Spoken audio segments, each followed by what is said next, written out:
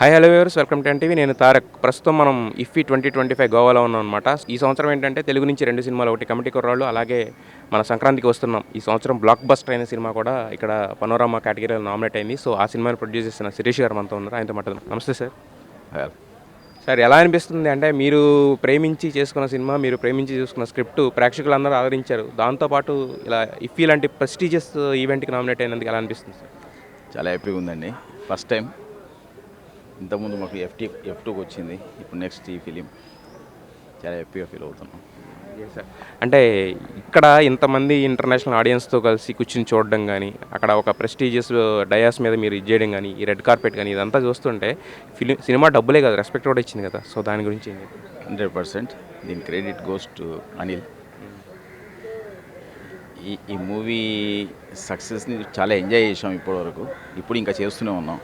ఈరోజు కూడా ఇప్పుడు దీంట్లో మూవీ చూస్తుంటే అందరి మధ్యలో చాలా హ్యాపీగా ఫీల్ అయ్యాం. ఇప్పుడు బయటకు వస్తుంటే కూడా ఇంకా చూస్తుంటే ఇలా అనిపిస్తుంది, ఆడియన్స్ ఇంకెంత ఎంజాయ్ చేస్తున్నారు.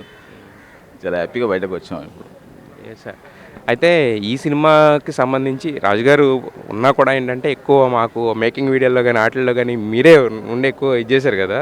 సో అనిల్ రావిపూడి గారి మ్యాజిక్ అయినా మొత్తం మీ ప్రొడ్యూసర్గా ఈ సినిమా వరకు ఏమన్నా మీ కాంట్రిబ్యూషన్ ఎంతవరకు? కాంట్రిబ్యూషన్ తక్కువే, కాకపోతే మూవీకి చాలా వర్క్ చేసాం. కాంట్రిబ్యూషన్కి వస్తే రాజుగారి కాంట్రిబ్యూషన్ ఎక్కువ ఉంటుంది. యాక్చువల్లీ సబ్జెక్ట్ కథ దీంట్లో వచ్చేసరికి రాజుగారు ఎక్కువ తీసుకుంటారు, నేను ఎక్కువ ఇన్వాల్వ్ కాను. కాకపోతే ప్రొడక్షన్ సైడ్ ఎక్కువ ఇన్వాల్వ్ అవుతాను. సార్, అయితే ఇప్పుడు రాజుగారు ఇంతకుముందే అనౌన్స్ చేశారు 2026లో మేము సిక్సర్ కొట్టబోతున్నాం అంటే ఆల్మోస్ట్ 6 సినిమాలతోటి. కన్ఫామ్ పక్కా 2017 మళ్ళీ రిపీట్ అవుతుంది ఎస్వీసీకి అనుకుంటున్నాం. అలా వర్క్ చేస్తున్నాం.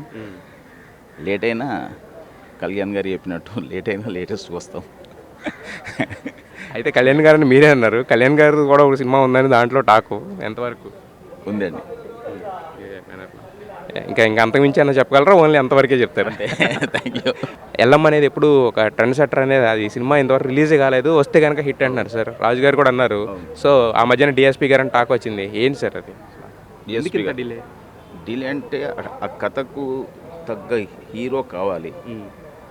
దానికోసం ఇప్పటివరకు వెయిట్ చేయని చాలామంది అనుకున్నాం. సెట్ కావట్లేదు అంటే బేసిక్లీ అందరూ ఒప్పుకుంటున్నారు, కానీ సెట్ కావట్లేదు. ఇది కరెక్ట్గా అంటే ఒక బలగం లాగా దానికి ఒక పర్ఫెక్ట్ అంటే దాన్ని ఏమంటాం, ఒక రూరల్లో ఉండే ఒక హీరోలాగా ఉండాలి అన్న దాని మీద ఇప్పటిదాకా డైరెక్టర్ అందరూ వెయిట్ చేశారు.